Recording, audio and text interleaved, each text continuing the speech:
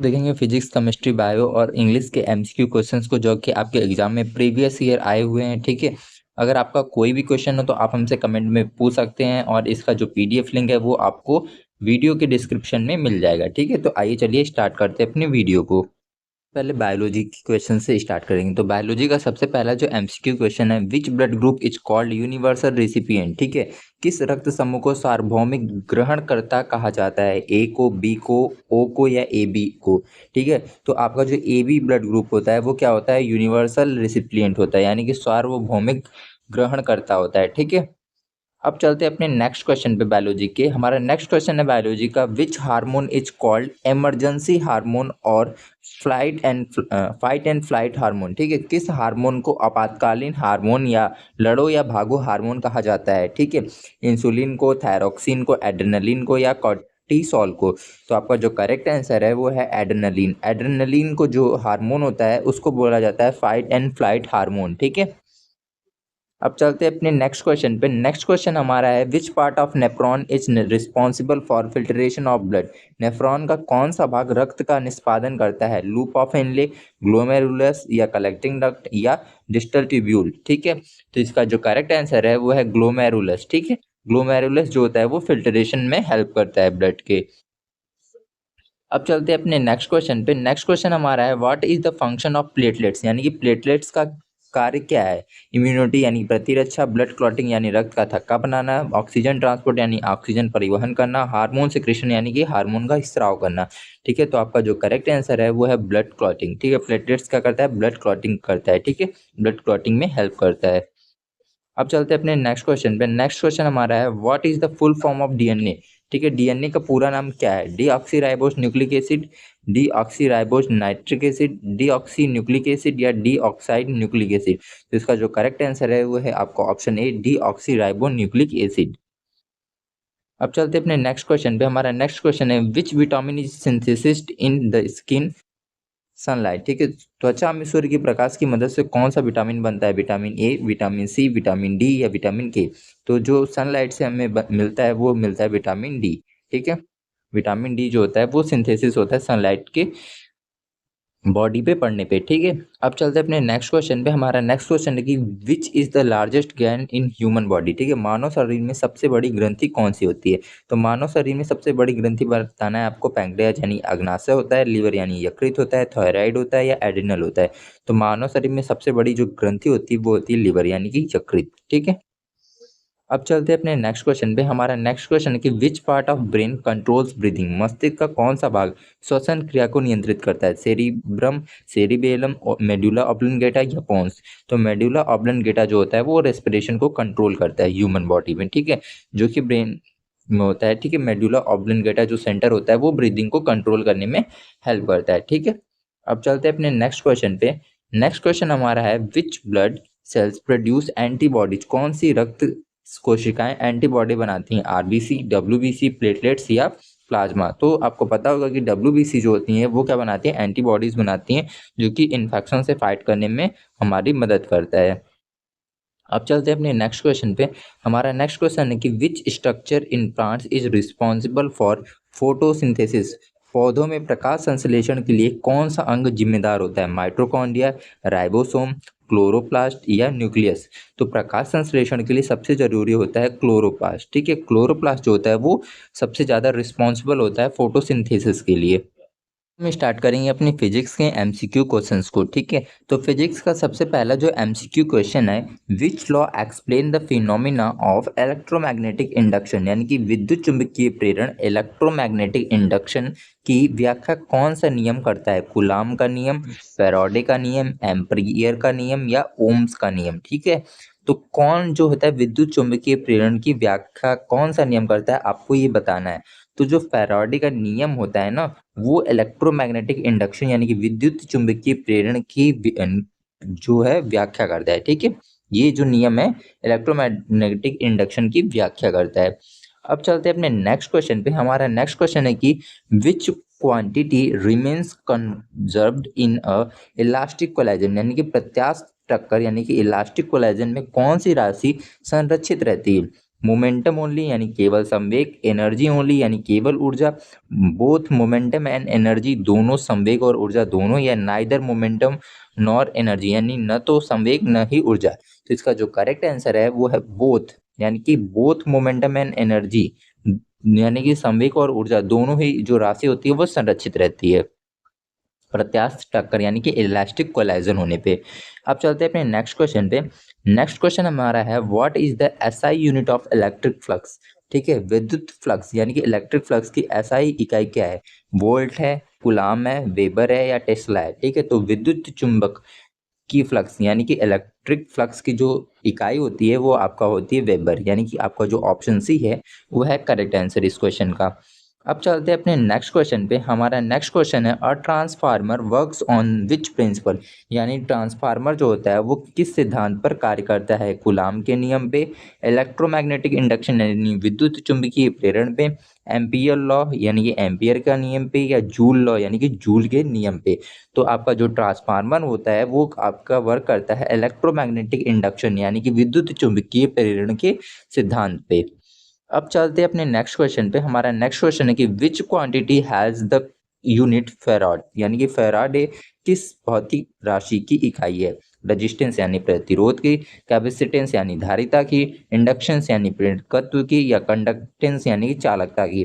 तो आपका जो फेराडे होता है वो होता है कैपेसिटेंस यानी कि धारिता की इकाई होता है। ठीक है, या धारिता की यूनिट होता है। कैपेसिटेंस की अगर यूनिट पूछता है तो आप उसको क्या बताएंगे? फेराड। ठीक है, अब चलते हैं अपने नेक्स्ट क्वेश्चन पे। हमारा नेक्स्ट क्वेश्चन है कि which electromagnetic wave has the shortest wavelength, किस विद्युत चुंबकीय तरंग की तरंग दैर्घ्य सबसे कम होती है?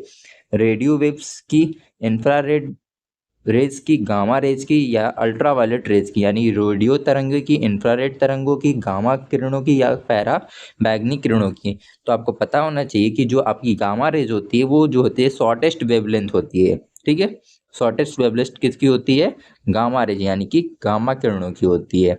अब चलते हैं अपने नेक्स्ट क्वेश्चन पे। हमारा नेक्स्ट क्वेश्चन की who discovered the photo electric effect, प्रकाश वैद्युत प्रभाव यानी फोटो इलेक्ट्रिक इफेक्ट की खोज किसने की थी?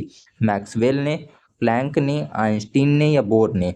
तो इसका जो करेक्ट आंसर है वो है आपका ऑप्शन सी, आइंस्टीन। ठीक है, आइंस्टीन ने जो है वो डिस्कवर किया था, फोटो इलेक्ट्रिक इफेक्ट के बारे में बताया था या डिस्कवर किया था। अब चलते हैं अपने नेक्स्ट क्वेश्चन पे। हमारा नेक्स्ट क्वेश्चन है in Young's double slit experiment the fringe width increases is, यानी कि यंग के द्विछिद्र प्रयोग यंग डबल स्लिट एक्सपेरिमेंट में फ्रिज चौड़ाई कब बढ़ती है? डिस्टेंस बिटवीन स्लिट्स इंक्रीजेज, छिद्रों के बीच की दूरी जब बढ़ती है तब बढ़ती है। वेवलेंथ इंक्रीज यानी तरंग दैर्घ्य जब बढ़ती है तब बढ़ती है। Distance between screen and slits decrease यानी स्क्रीन और स्लिट की दूरी जब बढ़ती है तब बढ़ती है। या तो जब फ्रिक्वेंसी इंक्रीज होती है यानी आवृत्ति बढ़ती है तब बढ़ती है। तो इसका जो करेक्ट आंसर है वह है आपका जब वेवलेंथ इंक्रीज होती है यानी तरंग दैर्घ्य जब बढ़ती है तो उसकी चौड़ाई बढ़ती है। ठीक है, फ्रिज में की चौड़ाई बढ़ती है। अब चलते हैं अपने नेक्स्ट क्वेश्चन पे। हमारा नेक्स्ट क्वेश्चन कि what is the speed of light in vacuum. ठीक है, निर्वात में प्रकाश का वेग कितना होता है? ये जो है आपके लिए इंपॉर्टेंट क्वेश्चन है। 3 × 10⁸ होता है, 2 × 10⁸ मीटर पर सेकंड होता है, 1.5 × 10⁸ मीटर पर सेकंड होता है, या 5 × 10⁸ मीटर पर सेकंड होता है। तो आपको जो करेक्ट आंसर है वो है 3 × 10⁸ मीटर पर सेकंड जो होता है वो होता है वैक्यूम में लाइट की स्पीड। अब चलते हैं अपने नेक्स्ट क्वेश्चन पे। हमारा नेक्स्ट क्वेश्चन की which property of a material determines its resistance, यानी किस पदार्थ का प्रतिरोध रेजिस्टेंस पर निर्भर करता है? लेंथ एंड एरिया यानी लंबाई और क्षेत्रफल का, मास एंड वॉल्यूम यानी द्रव्यमान और आयतन का, टेम्परेचर एंड कलर यानी तापमान और रंग का, प्रेशर एंड डेंसिटी यानी दाब और घनत्व का। तो इसका जो करेक्ट आंसर है वो है लेंथ एंड एरिया, यानी कि आपका जो ऑप्शन है लंबाई और क्षेत्रफल वो है करेक्ट आंसर, यानी कि आपका जो ऑप्शन ए है वो इस क्वेश्चन का करेक्ट आंसर है। देखेंगे अपने केमिस्ट्री की एमसीक्यू क्वेश्चन को। ठीक है, तो सबसे पहला जो हमारा क्वेश्चन है कि which of the following has the highest ionization energy, यानी कि निम्न में से किसका आयनीकरण ऊर्जा यानी आयनाइजेशन एनर्जी जो होती है सबसे अधिक होती है? सोडियम की, फ्लोरीन की, ऑक्सीजन की, या फास्फोरस की? जो तो आपका जो ऑप्शन बी है यानी फ्लोरीन जो है वो जो होता है उसकी जो आयनीकरण ऊर्जा होती है, आयनाइजेशन एनर्जी होती है वो सबसे अधिक होती है। ठीक है, अब चलते हैं अपने नेक्स्ट क्वेश्चन पे। नेक्स्ट क्वेश्चन हमारा है which gas is used in the Haber process for ammonia synthesis, ammonia संश्लेषण के लिए हैबर प्रक्रिया यानी हैबर प्रोसेस में किस गैस का उपयोग किया जाता है? ऑक्सीजन का, हाइड्रोजन का, नाइट्रोजन का या बोथ बी एंड सी यानी दोनों, बी और सी दोनों। तो आपका जो करेक्ट आंसर है वो है बोथ बी एंड सी यानी हाइड्रोजन और नाइट्रोजन दोनों गैसों का यूज किया जाता है हैबर प्रोसेस में। अब चलते हैं अपने नेक्स्ट क्वेश्चन पे। हमारा नेक्स्ट क्वेश्चन है कि which of the following is not a green house gas, निम्नलिखित में से कौन सी ग्रीन हाउस गैस नहीं है? कार्बन डाइऑक्साइड, मीथेन, ऑक्सीजन या नाइट्रस ऑक्साइड यानी कि CO2, CH4, O2 या N2O। तो आपका जो करेक्ट आंसर है वो है O2 यानी कि ऑक्सीजन जो है वो एक ग्रीन हाउस गैस नहीं है। अब चलते हैं अपने नेक्स्ट क्वेश्चन पे। हमारा नेक्स्ट क्वेश्चन है the bond angle in water molecule is यानी अप्रोक्सीमेटली, जल अणु यानी वाटर मॉलिक्यूल में बंद कोण लगभग कितना होता है? 180 डिग्री, 120 डिग्री, 104.5 डिग्री या 90 डिग्री। तो आपका जो करेक्ट आंसर है वो है 104 डिग्री। ठीक है, 104.5 डिग्री यानी कि आपका जो सी ऑप्शन है वो करेक्ट आंसर है। अब चलते हैं अपने नेक्स्ट क्वेश्चन पे। हमारा नेक्स्ट क्वेश्चन है कि which is the strongest acid among the following, निम्नलिखित में से सबसे प्रबल अम्ल यानी स्ट्रॉन्गेस्ट एसिड कौन सा है? HCl, H2SO4, HNO3 या HI। तो आपका जो करेक्ट आंसर है वो है HI। HI जो है स्ट्रॉन्गेस्ट एसिड है। ठीक है, अब चलते हैं अपने नेक्स्ट क्वेश्चन पे। नेक्स्ट क्वेश्चन हमारा है कि which type of hybridization is present in methane CH4 यानी मीथेन CH4 में किस प्रकार का संकरण यानी हाइब्रिडाइजेशन होता है? sp3, sp2, sp या sp3d। तो sp3 होता है। ठीक है, CH4 यानी मीथेन में जो संकरण यानी हाइब्रिडाइजेशन होता है वो होता है sp3। अब चलते हैं अपने नेक्स्ट क्वेश्चन पे। हमारा नेक्स्ट क्वेश्चन है कि which of the following is a non electrolyte, निम्नलिखित में से कौन सा एक गैर विद्युत अपघट है, नॉन इलेक्ट्रोलाइट है? आपको ये बताना है। NaCl है, H2SO4 है, C6H12O6 यानी ग्लूकोज है या KOH है। तो इसका जो करेक्ट आंसर है वो है आपका ग्लूकोज यानी कि C6H12O6। ठीक है, आपको ग्लूकोज का फार्मूला भी ये याद कर लीजिए। इसका जो फार्मूला होता है C6H12O6 होता है। ठीक है, अब चलते हैं अपने नेक्स्ट क्वेश्चन पे। हमारा नेक्स्ट क्वेश्चन है कि which ore is concentrated by a floating method यानी कि फेन उत्तोलन विधि यानी फ्रंट फ्लोटिंग मेथड में किस अयस्क ओर को शुद्ध किया जाता है? बॉक्साइट को, जिंक ब्लेड को, हीमेटाइट को या मैग्नेटाइट को। ठीक है, तो इसका जो करेक्ट आंसर है वो है आपका जिंक ब्लेड यानी कि ऑप्शन बी जो है वो आपका करेक्ट है। ठीक है, इस प्रोसेस द्वारा जो है जिंक ब्लेड को जो है शुद्ध किया जाता है। अब चलते हैं अपने नेक्स्ट क्वेश्चन पे। हमारा नेक्स्ट क्वेश्चन है विच of the following is an example of biodegradable polymer यानी कि निम्नलिखित में से कौन सा एक बायोडिग्रेडेबल पॉलीमर का उदाहरण है? नायलॉन 6, PHBV या PVC या पॉलीस्टाइरीन स्टीरीन। ठीक है, तो आपका जो करेक्ट आंसर है वो है आपका ऑप्शन बी PHBV। ठीक है, PHBV जो है इसका करेक्ट आंसर है। अब चलते हैं अपने नेक्स्ट क्वेश्चन पे। हमारा नेक्स्ट क्वेश्चन है कि which of the following is a neutral oxide, निम्नलिखित में से कौन सा एक उदासीन ऑक्साइड है? ठीक है, CO2, SO2, NO या N2O5। तो आपका जो करेक्ट आंसर है वो है ऑप्शन सी यानी कि NO जो है एक उदासीन ऑक्साइड है। ठीक है, या न्यूट्रल ऑक्साइड है। तो हम देखेंगे अपने इंग्लिश के MCQ क्वेश्चन को। ठीक है, लेकिन हमने इंग्लिश के जो क्वेश्चन है उसमें हिंदी भी लिखी है, लेकिन ज़रूरी नहीं कि आपके एग्ज़ाम में भी हिंदी लिखी हुई आए। मुझे तो नहीं लगता कि आपके एग्ज़ाम में हिंदी लिख के आएगा इंग्लिश के स्पेशली पेपर में। ठीक है, बाकी में तो हिंदी लिख के आएगा, लेकिन इंग्लिश में थोड़ा सा डाउट है। लेकिन आपको मैंने हिंदी लिख दी है जिससे कि आपको कोई प्रॉब्लम ना हो अभी समझने में या पढ़ने में। ठीक है, तो चलिए स्टार्ट करते हैं अपने MCQ क्वेश्चन को। तो सबसे पहला जो MCQ क्वेश्चन हमारा है, सबसे पहला MCQ क्वेश्चन है choose the correctly spelled word यानी कि सही वर्तनी वाला शब्द चुनिए। ठीक है, तो ऑप्शन A, B, C और D ये दिया हुआ है। ठीक है, ऑकरेंस का सही स्पेलिंग आपको बताना है। तो इसका जो करेक्ट आंसर है वो आपका है बी। ठीक है, OCCURRENCE। अब चलते हैं अपने नेक्स्ट क्वेश्चन पे। ठीक है, हमारा नेक्स्ट क्वेश्चन है कि select the correct antonyms of benevolent. ठीक है, बेनिवोलेंट यानी दयालु का सही विलोम शब्द चुनिए। ठीक है, सही विलोम शब्द बताना है आपको। काइंड यानी दयालु होगा, मेलिवोलेंट यानी दुष्ट होगा, जीनरस यानी उदार होगा, ग्रेसियस यानी दयालु होगा। तो इसका जो करेक्ट एंटोनिम्स होगा ये वो होगा आपका मेलिवोलेंट। ठीक है, यानी कि दुष्ट। अब चलते हैं अपने नेक्स्ट क्वेश्चन पे। हमारा नेक्स्ट क्वेश्चन है identify the figure of speech in the the word in a stage, ठीक है, the word in the stage में कौन सा अलंकार है ये आपको बताना है। स्मिली यानी उपमा, मेटाफोर यानी रूपक, परफोनिफिकेशन यानी कि मानवीकरण, या हाइपरबोली यानी अतिशयोक्ति। तो आपका जो करेक्ट आंसर है वो है मेटाफोर, सॉरी मेटाफोर यानी कि रूपक, ठीक है। अब चलते हैं अपने नेक्स्ट क्वेश्चन पे। हमारा नेक्स्ट क्वेश्चन है find the synonyms of word abet. Abet का आपको साइनोनिम्स बताना है, ठीक है। एबिट माने होता है कम होना का पर्यायवाची शब्द होगा। डिक्रीज यानी कि घटना, इंक्रीज यानी कि बढ़ना, एक्सटेंड यानी फैलना, या डिले यानी कि देरी से। तो आपका जो करेक्ट आंसर होगा वो होगा ए यानी कि डिक्रीज, घटना। अब चलते हैं अपने नेक्स्ट क्वेश्चन पे। हमारा नेक्स्ट क्वेश्चन है choose the passive voice form, ठीक है। सही पैसिव वॉइस फॉर्म को आपका चयन करना है। सी इज राइटिंग अ लेटर, इसका पैसिव क्या होगा, ठीक है। इसका पैसिव सेंटेंस आपको बताना है। तो इसका पैसिव सेंटेंस जो होगा वो होगा आपका option C, a letter is being written by her, ठीक है।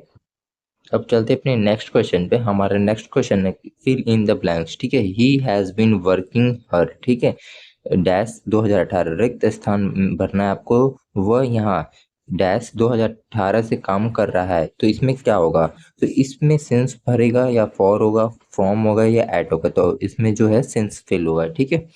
अब चलते हैं अपने नेक्स्ट क्वेश्चन पे। हमारा नेक्स्ट क्वेश्चन है चूज द करेक्ट टेंस। आपको करेक्ट टेंस बताना है।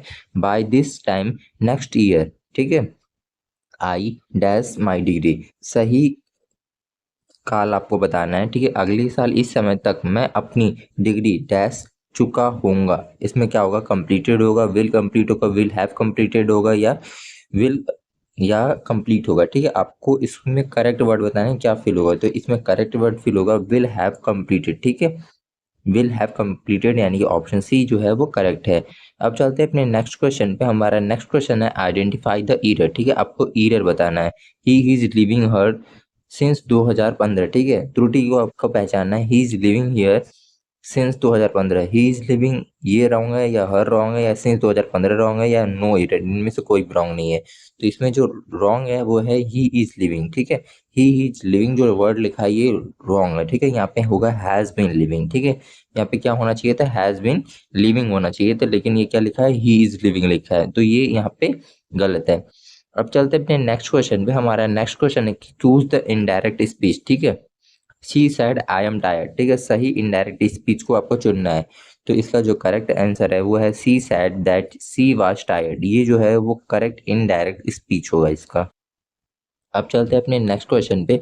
हमारा नेक्स्ट क्वेश्चन है select the correct meaning of the idiom beat around the bush, ठीक है। मुहावरे बीट अराउंड द बस का सही अर्थ चुनिए, ठीक है। तो बीट अराउंड द बस का सही अर्थ क्या होगा, talk directly, avoid the main topic, fight in a forest, या बीटिंग प्लांट्स। तो इसका जो करेक्ट आंसर है वो है अवॉइड द मेन टॉपिक, ठीक है। मुख्य विषय से बचना इसका जो है वो करेक्ट मुहावरा होगा, ठीक है। बीट अराउंड द बस का अवॉइड द मेन टॉपिक, ये होगा आपका करेक्ट आइटम, ठीक है। अगर आपको हमारी वीडियो अच्छी लगी हो तो हमारी वीडियो को लाइक और हमारे चैनल को सब्सक्राइब कर ले। Thank you.